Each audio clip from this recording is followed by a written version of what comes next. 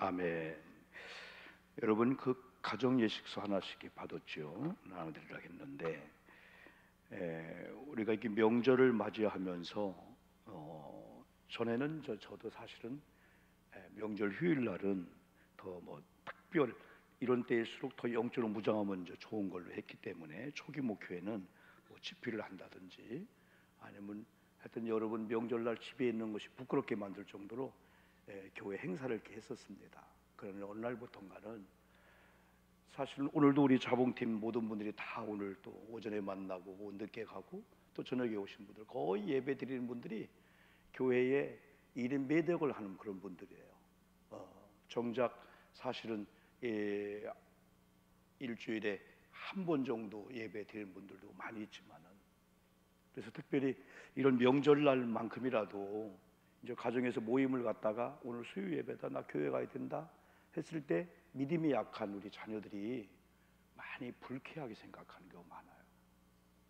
1년 동안 교회 가는데 이런 명절날은 가정과 함께 있어야 되지 않겠는가. 뭐 주일이 걸릴 때는 어쩔 수 없지만은, 그래서 예배를 안 드린다는 그런 의미보다도 여러분 이렇게 행사가 이렇게 한쪽에 나왔나요? 목사님 그 왜 그 이미지 안 띄웠대요?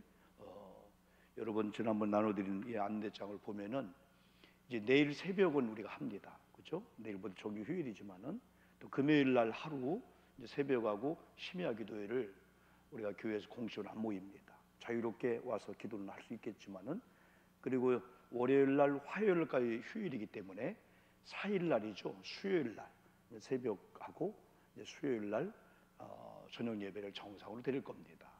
그러면서 화요일 날 수요일 날 오늘도 무리구식에 했지만은 이제 쉬고 그 다음 주에 하는 걸로 하고, 그러면서 우리가 여러분에게 감사원고 봉투를 나눠주고 이런 예식서를 나눠드리면서 예배를 안 드린다는 게 아니고 교회 안에서 예배를 가정으로 옮겼다 생각할 때 최소한도 한 번 정도는 가정에서 예배 드려야 되는데 이게 쉽지 않더라고요. 내가 볼 때 다 막 웅성웅성하다 누가 예배합시다 하면 꼭 믿음의 쉽게 말하면 직분자들도 뭘 예배 드려야 돼? 그렇지 않아요. 그렇게 하는 경우가 많아요. 그런데 어떤 가정은 정확하게 아주 모여서 예배를 드려요. 그래서 누군가를 중심으로 해서 적어도 우리가 명절날 우리가 제사를 드리지 않잖아요. 제사를 드리는 가정도 있지만은 요 마이크도 올려주고 이것도 요 마이크 이거 찬양 마이크 집중을 해줘야 돼요.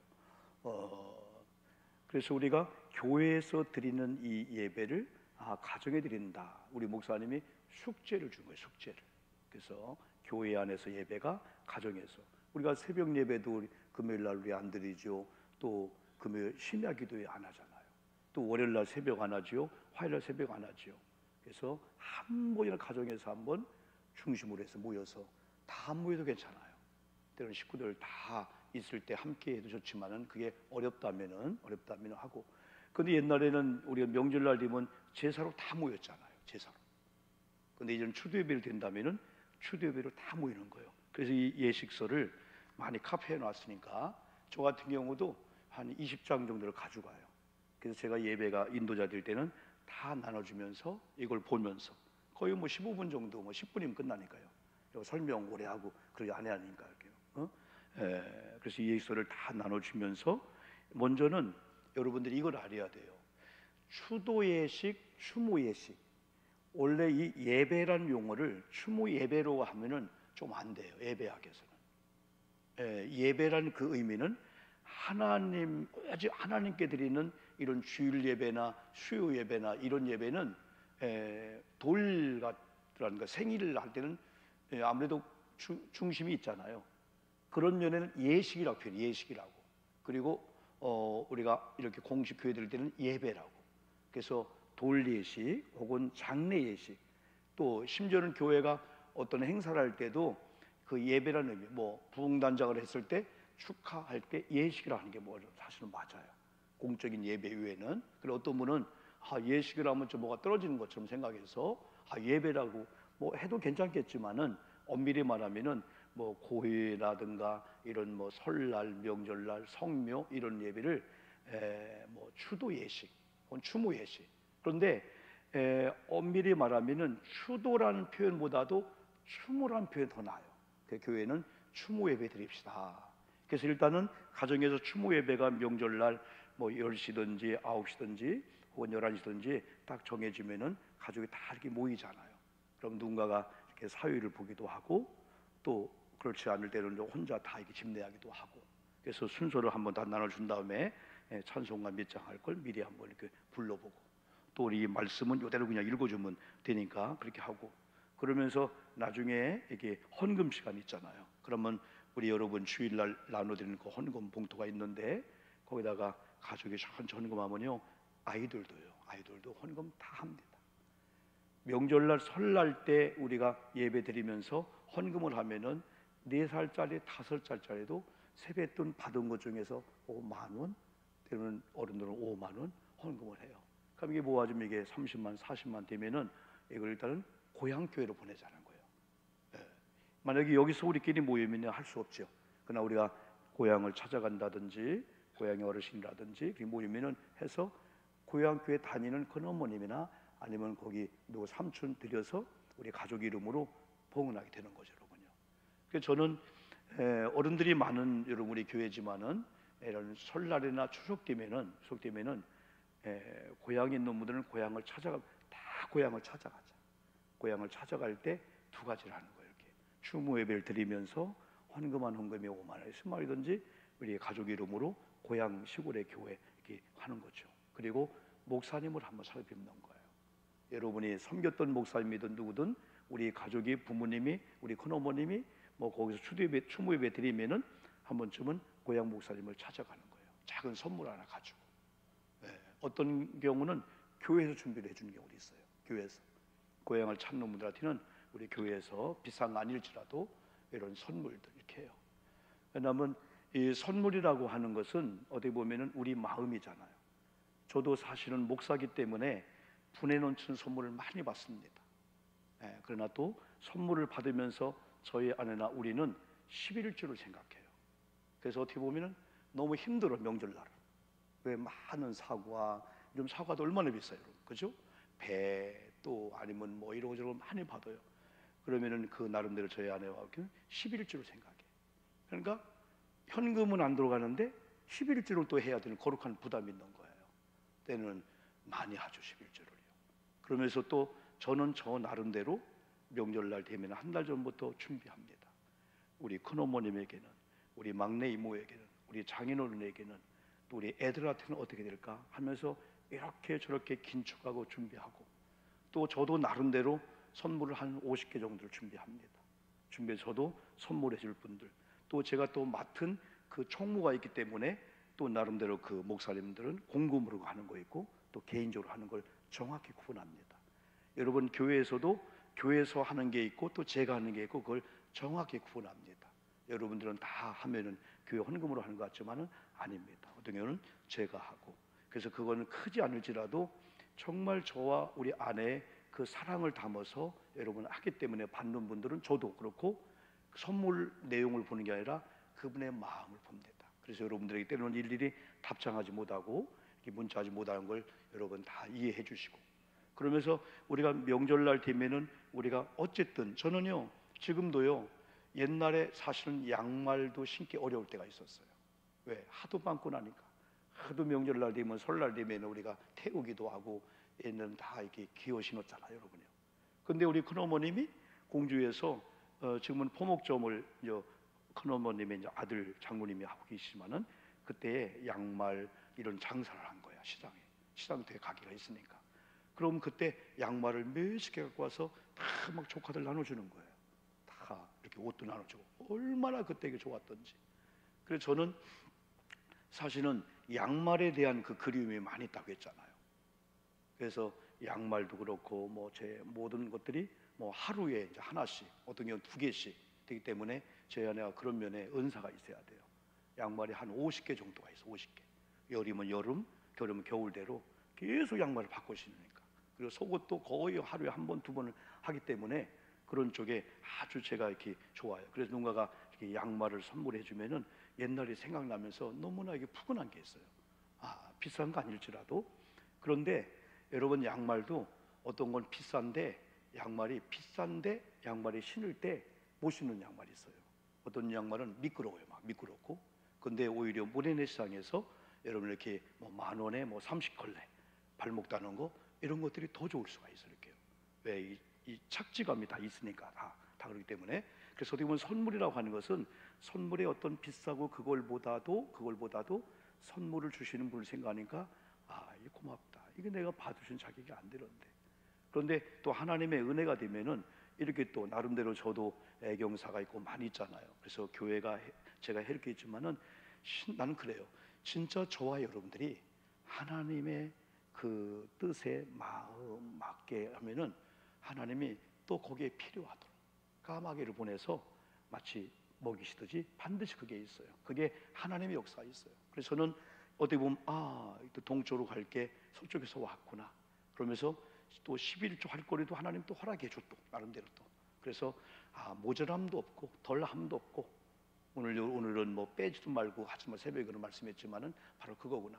그래서 어떻게 보면 우리가 이런 명절날 되면은 하나님이 뭘 기뻐할까, 어떤 예배를 기뻐할까, 거기에 집중을 딱 해서 우리가 동기간들 섬기는 것도 오늘 무리급식 하는 것도 저들을 섬기지만은 사실은 하나님을 섬기는 그런 마음을 가지고 표현할 뿐이기 때문에 저들이 여러분 고맙다고 안 해도 오늘 164명이 가지만은 정말 고맙습니다 하는 거예요. 대부분 인사 없어요. 그냥 바쁘게 왔다 바쁘게 가시는 거예요. 근데 우리가 섭섭하게 생각할 게 없죠. 왜? 우리는 저들에게 받으려고 한 게 아니고 주님께 그런 마음이기 때문에 하나님이 또 반드시 복을 주어요. 그들을 통해서 그렇게 오지 않아도. 그래서 이 명절은 특별히 예배가 어디 보면은 하나님과 도시 하나가 되고 가족과 하나가 되는 중요한 매개체가 바로 예배예요. 우리가 예배할 때 다 화해하지 않아도 예배 영이 성령이 막 역사해 가지고 나름대로 다 본인들이 화해하고 다 그게 되는 일치가 되는 거예요. 그래서 오늘 수요 예배가 참 중요하잖아요. 이연육이죠. 바쁘지요. 근데 오늘 밤에 오신 여러분들은 정말 소중한 분들이에요. 그래서 교회에서 예배가 소중하듯 이 가정 예배를 드리는데 추모 예배의 정신이 4개가 있어요. 첫 번째는 예배는 하나님께만 드리는 거다. 예배는 조상이 예배 대상이 아니라는 거예요. 조상이 경배 대상이 아니라는 거예요. 오히려 조상을 우리가 경배의 대상으로 여기면은 그걸 아는 분 아니야. 내가 왜 예배를 받냐? 예배는 하나님께지. 그래서 우리 추도 예식을 하든 추모 예식을 하든 이런 가정에서 예배할 때 예배 대상은 오직 하나님이라는 마음을 우리 모두 다 가져야 됩니다. 위에 할아버지 할머니가 아닙니다. 하나님을 내가 예배하는구나. 그러면서 두 번째 추도 예배의 의미는 조상들을 한번 기억하자는 거예요. 우리가 1대, 2대, 3대 우리가 증주, 고주까지는 우리가 기억하죠. 그 위에는 본 적이 없죠. 그래서 특별히 우리 어린 아이들이나 이런 아이들은 역사를 잘 몰라요. 그때 누군가가 한 번만 1, 2분 정도만 역사를 얘기해 주면 우리 고조 할아버지가 그분이었구나. 우리 증조 그분이었구나. 이게 과거의 역사가 없어지면은 현실과 미래는 보장이 안 되는 거예요. 교회도 역사가 잘 기록돼야 되지고 좋은 역사를 자꾸 이야기해 줘야만이 현대의 우리는 이런 그 역사의 전통을 이어서 미래를 만들어주게 되는 거죠. 그래 가정에 우리가 시집 왔으면 오씨 가문이다, 양씨다, 이 김씨 가문이다. 한 번쯤은 어른들이 그래 우리 가정이 이래서 이랬단다. 그러나 어느 날 복음이 들어왔단다. 복음이 들어온 이후에 많은 핍박도 있었지만은 우리 가정이 이렇게 예수 믿는 가정이었다라고 하면은 7살짜리, 9살짜리 그랬구나. 그러면서 사촌 관계, 오촌 관계, 육촌 관계 다 안 모여도 한 번쯤은 얘기하다 보면 이게 이종 사촌이구나. 이게 고종 사촌이구나. 이게 친사촌이구나. 저분과 난 삼촌이구나. 아버지 형제끼리는 다 큰아버지, 작은아버지, 삼촌이구나. 그 다음에 사촌이고 그 다음에 아버지의 사촌과 나는 오촌이고 아버지의 사촌과 자녀와 나는 육촌이구나. 한 번쯤 생각하다 보면 그랬군요. 우리 한결이의 궁금한 점은 그겁니다. 우리 어머님이 기도할 때마다 하나님 우리 손주들이 증수 수천 대 복을 받게 해주실 때 기도 끝나 할머니 천대면 천대지 수천 대는 그게 무슨 말이냐 이거예요. 만대면 만대지. 애들 궁금한 거예요. 그러니까 이 수천 대는 표현할 수 없는 천대 만대 더 큰 많은 걸 얘기할 때 수천 대로 우리 손주들과 복을 받게 해주세요. 애들도요. 그랬군요. 축복 기도를 애들도 받아요. 저는 여러분요 이번에 우리 이제 주일 다 예배 끝나고 이제 입사 원데이 다니엘 가려고 준비하다가 잠깐 우리 애들을 이렇게 만났어요. 근데 우리 아내가 애들이 이제 하루 종일 여기 있어야 되잖아요. 6시 반에 애들도 가더라고요. 하여튼 3층에 2층에 있던 많이 있어요. 그래서 우리 아내가 우리 한결이한테 이제 포도 한 송이를 딱 주는 거예요. 나도 먹고 싶었지만은 주는 거예요. 그래서 주자마자 저는 은결이 생각나는 거예요. 왜냐 항상 이 나이볼식이 있거든요. 저도 같이 줘야 돼 이렇게요. 애들이 딱 그러는 거예요. 그래서 나도 모르게 하나 딱 따가지고 은결이 먹어볼까? 할머니 금방 줄 거예요 하는 순간에 한결이가 눈이 완전히 막 이러면서 나를 발로 탁 주면서 막 그러는 거예요. 내 건데 그러는 거예요. 그러면서 할머니가 은결 줄 건데 근데 마음이 상처가 되는 거예요. 내가 먹었다면은 그것도 그렇지만은 그걸 은결이 하나 먹어봐 할머니 줄 거야 하는데 그런 거예요. 그러다 보니 내가 한결아 너 옛날 같지 않다. 아이고 한결이 그래서 옛날에 너는 할아버지 하면 왕이요 임금님이요 했더니 요즘은 사춘기가 왔냐? 막 그랬어요. 그러면서 나중에 저는 24에 원대에 갔잖아요. 그게 막 걸리는 거예요. 그래서 오늘 아침인가 어제 아침인가 얘가 학교 가잖아요. 휴대폰이 있어요. 그래 7시 새벽기도 하고 지금 전화를 했어요. 했더니 얘가 또 왜요? 할 줄 알았더니 할아버지 그러는 거예요. 야, 너 어제 할아버지가 오늘 사과 좀 하려고 해. 포도 이래서 이랬잖아 했더니 난 모르겠는데요? 잊어먹었다는 거예요. 그래서 마음속으로는 얼마 그 순간은 상처 받았을 거예요. 내가 너 옛날 같지 않다. 옛날에 할아버지 하면 다 우리 할아버지 나 비타민제가 됐는데 어제 지금은 막 그냥 사춘기가 왔냐? 막 뭐라 했는데 얘는 그래 할아버지 나 몰라요. 할아버지 나 학교 가야 되니까 빨리 기도해줘요. 기도해줘. 끝났는데 한편으로는 얘가 그때는 상처 받아도 그걸 기억 못하나? 그러면서도 제 마음이 너무 편한 거야. 그냥 말 한마디 해서 할아버지가 미안해. 너 그것도 모르고 내가 볼 때는 한 30개 이상 있는 그 중에 하나 딱 떼어서 출렁출렁 째려보더니 나를 발로 딱 치더니 할아버지 막 그러는 거예요. 그래서 막 18이 나올 뻔했어요. 순간 나도 상처가 되더라고 나도. 그러면서 또 한편으로는 그래 애들이 할아버지가 축복기도 할 때 그걸 또 애들이 기억하는구나. 그래서 마지막은 축복이 돼줬어요. 나중에도 아멘 그러더라고요. 할아버지 오늘 학교 잘 갔다 올게요. 그럼 은결이는 같이 가요. 갈 때 같이 가요 그러더라고요. 여러분 때로는 이 가족이 이런 추도 예배를 통해서 우리 아이들이 가문을 알 수가 있고 만약에 오늘이 1대 할아버지구나 2대 할아버지구나 그러면 세 번째는 어른들이 한 번쯤은 이런 말씀을 전하면서 말씀 나누면서 우리 가문의 가풍은 이렇다. 말씀은 안 했지만은 우리 할아버지들의 항상 친구 간의 우애, 형제 간의 우애를 못 주장했다. 한 말씀만 해주셔도 아이들은 그걸 듣고요. 그 다음에 돌아가실 때 유훈이라면 그런 유훈들 혹은 사진들 그런 녹음을 한번 틀어주기도 하고요. 그리고 마지막에 이제는 중요한 게 그렇게 우리가 살았나 못 살았나를 우리 한 번쯤은 반성하자. 그게 추무예식의 의의입니다. 네 가지를 정리하면은 오직 예배는 하나님이다. 두 번째 조상들은 여기도 나왔지만은 조상들을 우리가 추모하고 희상하고 섬기고 사랑하는 그런 대상이다. 그래서 조상의 가문들 또 세 번째는 이분들의 평소의 말씀들 가풍 혹은 유훈들이 있나 그것들을 한번 말씀해 주면 그 다음에 네 번째는 그렇게 못 살았네 그러면서 네 번째는 결단을 오게 되는 거죠. 그러면서 때로는 이런 추석이라든가 이런 명절 예배 드리면서 은밀히 예배를 드리면서 마지막에 어른 되신 분이 파송식을 하는 거예요. 말하자면 우리 다음 명절에 만날 때까지 참 불안하잖아요. 두렵잖아요. 다음 명절에 못 만날 우리 형제도 있거든요. 어떤 사고 당할지 모르거든요.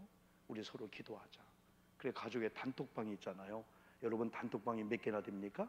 그렇죠? 때로는 우리 가족의 자녀들 단톡방이 있을 거 아니에요. 3명, 4명. 그리고 또 우리 동기간들 있잖아요. 또 교회에서는 또 뭐 속장님들 혹은 교회 또 여러 가지 있잖아요. 여러분들이요. 그 관리 여러분 잘 해야 되고 또 한 가지는 여러분이 그 오형복하고 카톡 넣을 때 30명도 앞에 오형복이 뜨면은 개인들 것을 또 단체로 넣을 수가 있어요. 그런데 카톡은 일정한 시간 지나면 안 지워집니다. 잘 점검해야 돼요.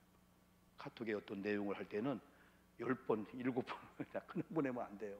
왜냐하면 뭐 이상한 동영상 아니겠지만 그래도 보내서 안 될 게 잘못 보내지면은 지금은 조금 늘려서 시간을요. 늘려 내가 지울 수가 있어요.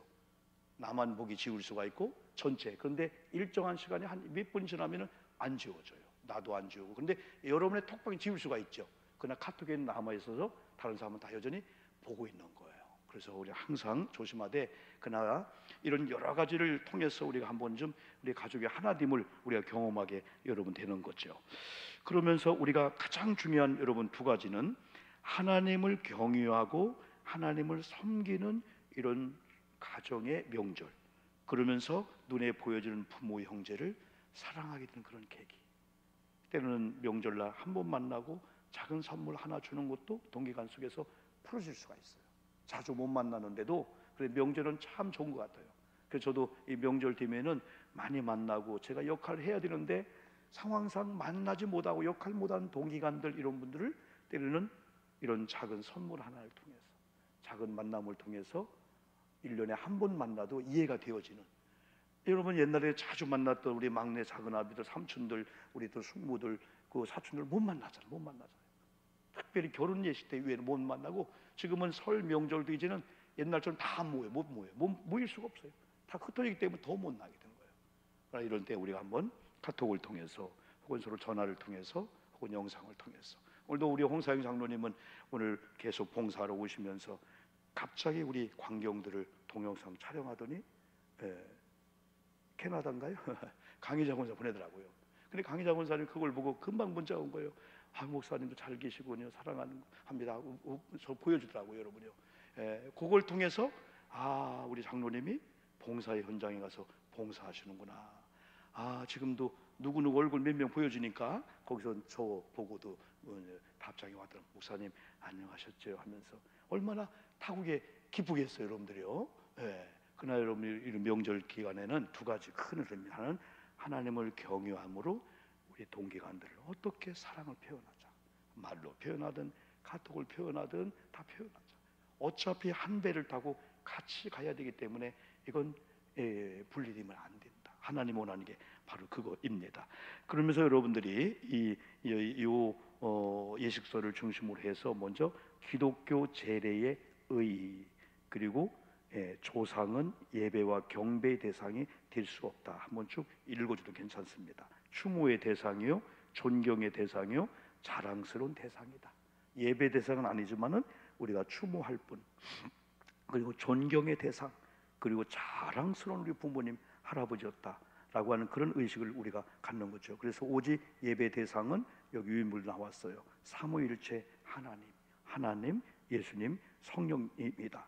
그래서 기독교는 누가 뭐라 해도 효의 종교다. 그런데 옛날에 오해하고 기독교 하면은 제사에 대해서 우리가 추모 예배로 바꾸잖아요.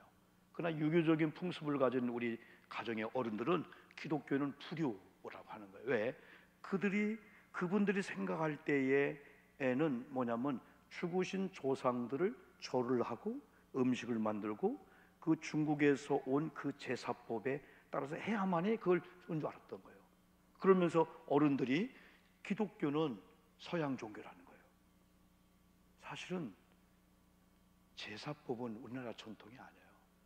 중국에서 온 거예요. 그것도 죽은 자가 아니었어요. 임금들을 부하들이 신뢰하고 존경하다 보니까 1년에 생일날 혹은 무슨 그 왕으로 한 그런 날을 기념해가지고 그 신하들이 제사를 드린 거예요. 살아있는 놈을 제사를 드린 거예요. 그러다가 그게 이제 어떻게 됐냐면은 임금뿐 아니라 다른 또 리더자 이런 사람들이 나도 하다 보니까 그게 풍시되고, 나중에는 죽은 임금들, 죽은 조상들 해주는 게 은연중에 그게 조금 변질됐다 할까? 그래서 제사가 된 거야. 그래서 옛날 우리가 기독교가 들어오기 전에 우리는 다 불교 문화였죠. 유교 문화였죠. 조선시대에 유교 문화였잖아요. 그래, 유교 문화가 쫙 들어오면서 유교의 우리 조상들이 제사가 말이 우리 전통인 것처럼, 그리고 또 죽은 분들을 1년에 한 번씩 절을 하고, 그때 여러분 저도 처음에 제사할 때 1차 들이다 나갔다 오잖아요. 왜? 조상들이 와서 먹고 가라고. 그게 나는 궁금했어요. 창호지를 뚫고 쳐다보기도 했어요. 그러나 전혀 그게 아니야. 나중에 우리가 먹어 그거. 그게 다 여러분 우리가 볼 때는 안 된 거잖아요. 제사라는 왜 죽은 자. 그래서 우리는 조상들을 신뢰하고 사랑하고 추모하는데 어느 날 조상들을 신으로 섬기게 된 거야. 그러다 보니까 조상들은 옳지도 않았는데 우상이 되게 되는 거죠. 우상이 되는 거죠. 그런 가운데 얼마나 많은 그 귀신의 역사와 이런 악한 역사들이 가정에 많이 왔습니까? 그래서 예수를 믿다 보면은 제일 숙제 중에 하나가 어떻게 하면 어른들이 계시는데 전혀 안 되는데 어떻게 하면 이 추모 예식으로 바꿀까? 이게 큰 숙제고 아직도 안 되는 가정이 있어요. 어른들이 죽을 때까지는 안 되고 설령은 장남이 다 예수 믿고 장로님이 되어도 그래도 인간적으로 어떻게 바꾸냐 해서 그런 가정. 그러나 적당한 선에서 하다가 타협도 하고 적당한 선에 갈등이 있다가 이제는 추모 예식으로 완전히 바꿔주는 거. 저희 가정은요 싸웠어요. 얼마나 도프를 입고 전통적인 가정이었는지 12시가 땡 하면 제사를 드렸고요. 얼마나 제사가 많았던지 식구가 많으니까 우리 오씨 가문이 많으니까 그리고 제사를 얼마나 정성껏 얼마나 드렸던지요. 이걸 바꾼다고 하는 건 진짜 세상 말로 하늘의 별 따기였어요. 그런데 계속 기도하다가 때로는 타협하고 그러다 나중에는 할아버지들이 우리를 신뢰해주고 때로는 조카들이 목사가 신뢰해주니까 이제 우리들은 이렇게 하자 해가지고 본인들이 양보하고 추도예배로 완전히 바뀌어지는 그 과정이 있었어요. 그런데 확실히 가정에 우한줄고 악한 것들이 이 제사를 이용해서 역사에 완전히. 그런데 추모 예식을 하는 가운데 가정이 오늘 레위기 19장 1절 보니까 너희는 거룩하라 이는 나 여호와 너희 하나님이 거룩하다 하면서 부모님 공경을 뒤에서 얘기했잖아요. 안식일을 얘기했잖아요. 우리는 거룩하신 하나님을 신뢰하고 그분을 섬기기 때문에 거룩한 자의 모습이 훼손되면은 금방 오물이 있으면 팔이나 초파리 때가 오듯이 마귀가 그냥 오게 되는 거예요. 그래서 여러분의 숙제 아닌 숙제를 잘 풀어서 여러분 주권자가 된다면 너무 좋아요. 눈치 보지 말고 이제 우리가 올해는 그렇지만은 내년부터는 우리도 추모 예식한다. 자, 제사하고 추모 예식을 잘 보면은 제사는 의미도 별로 모르고 그냥 절하고 뭐하고 그렇게 끝나요.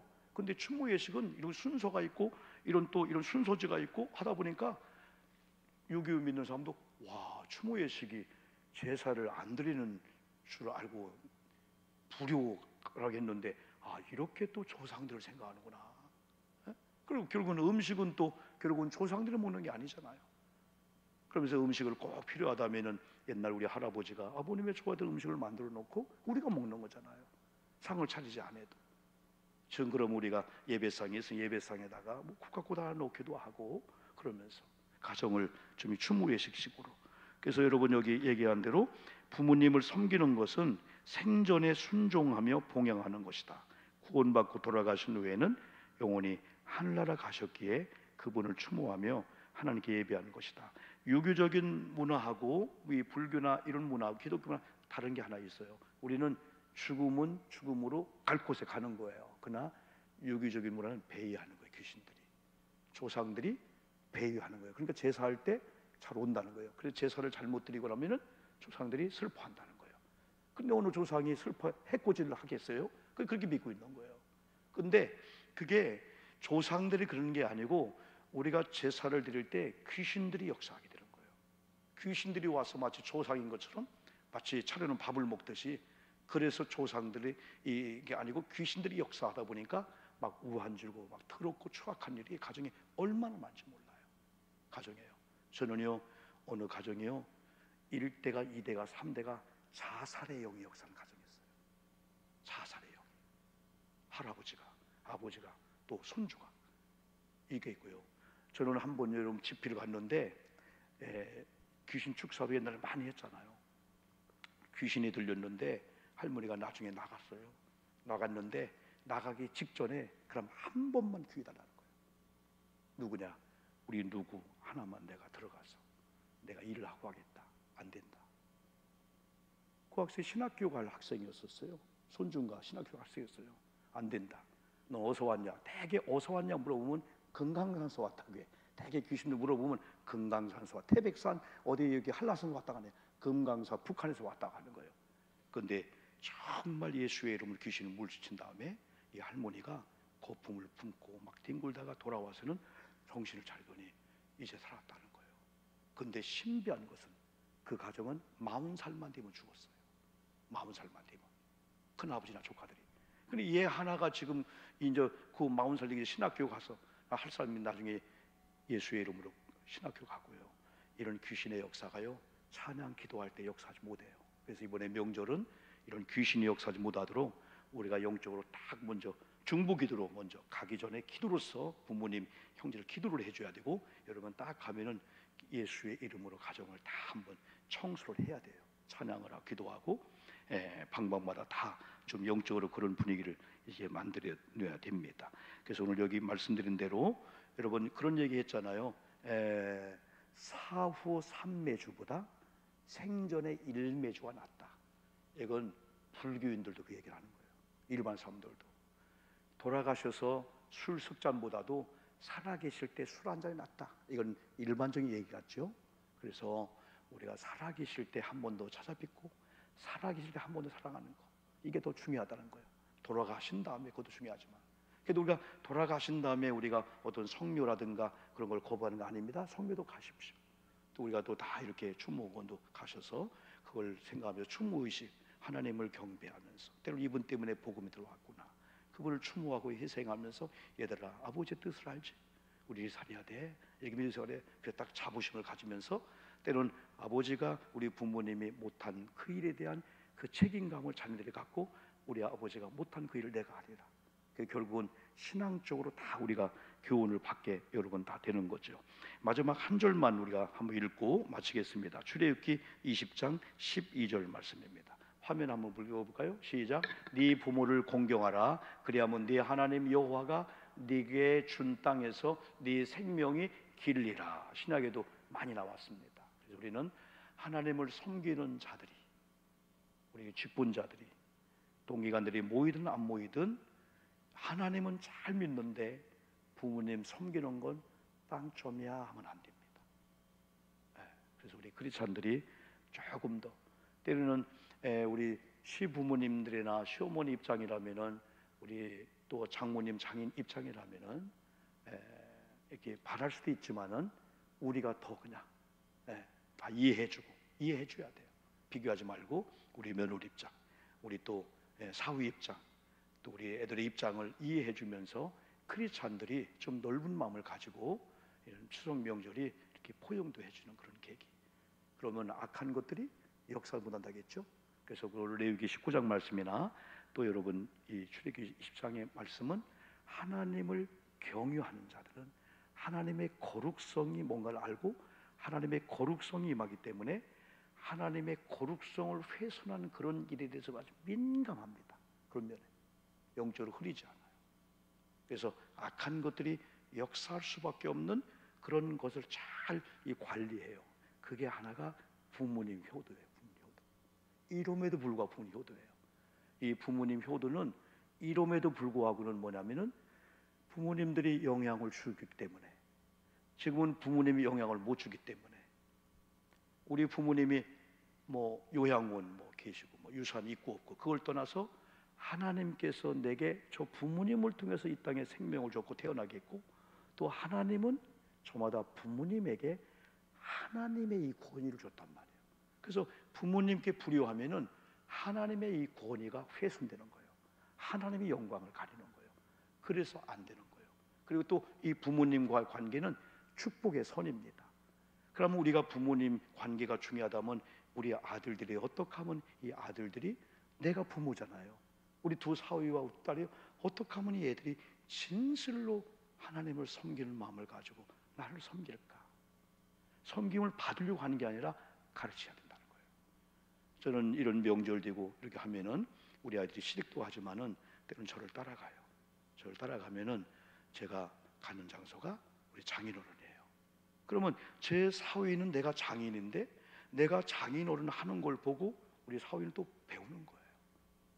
그러면 감사하게도 우리 애들이 큰 건 아니지만은 자기들도 20만 원, 10만 원 봉투 준비해서 또 이렇게 장인어른, 내 장인어른, 그리고 막내 이모님이 혼자 된 이모님이 계셔. 막내 이모님이 계셔. 그럼 거기 갈 때 따라간대. 그러면 또 거기 또 봉투를 해주는 거예요. 아내 드릴 형편인데. 그러면서 나는 나름대로 그래, 할 건 해야 되지. 그리고 나에 대해서도 우리가 부모님께 크든 적든 간에 일정한 액을 계좌번호로 보내드려요. 이거 보내요. 우리 부모님들은요, 괜찮아 하지 않더라고요. 감사해. 그러면서 더 많이 줘요. 그런데 그렇게 했을 때, 야, 엄마가 돈이 없냐, 20만 원 그거 너희들 어려운데 보내지 마. 처음에는 아니 엄마 하다가 나중에는 만성이 되면은 명절날 아무것도 안 갖고 와도 떳떳하게 합니다. 엄마 나왔다 갑니다. 다른 아이들은 어려워도 엄마 용돈입니다, 엄마 이겁니다, 막 없어도 그걸 부모님이 다 알잖아요. 하나님 앞에 똑같아요. 부모님이 받으려고 하는 게 아니라 축복의 선이 되는 거예요. 통로가 되는 거예요. 그래서 부모님과 이 통로가 잘 되는 사람들은 하나님과 잘 되기 때문에 부모님이야. 그럼 하나님은 부모님을 통해서 은혜가 들어가는 거예요. 파이프야. 이게 깨지면은 그게 안 돼. 그래서 어디 보면 이놈들 너희들 그럴 수가 있어, 할 수 있지만 때는 부모님이 가르쳐 줘야 돼요. 그래서 내가 우리 교회학교 교사들한테 애들 어릴 때 교회 가면 엄마 헌금해야 돼, 동전이 되더라고요. 헌금 시간이 기다려지고, 또 이번에 용돈 애들이 2만 원 받으면 2,000원 11조 해야 되겠네. 그게 아이들 때부터 가르친다면은 초등학교, 대학교 가서 첫 월급 타면서 정상적으로 안 하는 게 이상일 거 아니에요. 그래, 아이 때부터. 그래서 지금 우리는 아직 안 늦었습니다. 오늘 저와 여러분들도 이 추도 예식이라는 중요성을 가지면서 가정 예배가 드려져야 되고 중요하면서, 다 우리 어린아이들이, 우리 손주 조카들이 예배자의 삶을 사는 그런 걸 꿈을 꾸면서 두 가지 큰 흐름, 하나님을 경외하자. 하나님을 경외한 자들은 눈에 보여지는 부모님들, 형제 정말 신뢰해주고 효도해야 된다. 지금 불편한 관계라면 아니야, 이거 아니야, 이거 올바른 게 아니야, 이거 이겨야 돼. 부부관계도 그렇고 이겨야 돼. 그런 쪽으로 가도록 하자는 거죠. 당연하지. 엄마 해준 게 뭐가 있는데, 우리 삶의 형편이 어려운데. 아니죠. 그러면서 결론적인 것은 하나님은 항상 끈을 줍니다. 끈. 하나님은 항상 연결된 통로를 줍니다. 우리가 하나님 관계가 물질로 연결되든 다른 걸 연결된 통로를 또 하나님 복을 주고, 또 하나님은 우리에게 복을 줄 때 목사님의 권위자의 관계를 통해서 깨지면 안 된다는 거예요. 내가 손해라는 거예요. 그리고 가정에서는 부모님의 이 권위자를 통해서 하기 때문에 하나님을 사랑하듯 말하면 엄마 사랑해, 엄마 사랑해.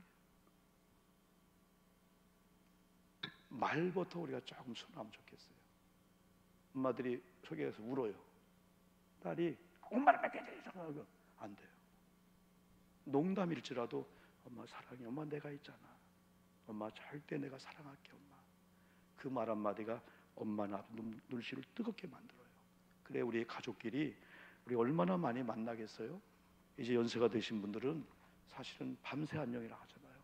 순간적으로 그냥 우리 돌아갈 수 있어요. 명절이 마지막일 수 있다, 그런 마음을 가지고 한 번 더 찾아뵙고, 가까이 있는 부모님들도 엄마 사랑해요 하면서 어머님 기쁘게 해드리면서 참 감동스러운 그런 추석이 됐으면 좋겠어요. 그래서 추도 예식을 통해서 제사 의식에서 추도에 넘어와야 되겠고, 또 추도 예배 정신을 여러분 잘 알고, 여러분 예배를 오래 안 들든 간에 하나님을 예배한다. 우리 가정 조상들이 있구나.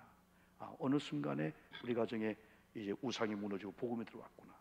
그러면서 우리는 조상의 얼들을 우리가 잘 살려야 되고, 또 우리가 그대로 살아야 된다. 그 결단, 결심, 최고의 행복한 그런 명절 되기를 주님의 이름으로 축복합니다. 우리 찬송 한 장 여러분 부르고 기도하고 이렇게 마치겠습니다. 여러분 예식에 보면은 이렇게 559장, 235장 있기 때문에 미리 예배를 리더한 사람이 미리 이렇게 체크했다가 찬송 부를 걸 그때 막 찾고 그러면 여러분 안 되니까요. 나 가나안 귀한 땅에 246장 1절하고 우리가 마지막 절 한번 이렇게 부르겠습니다.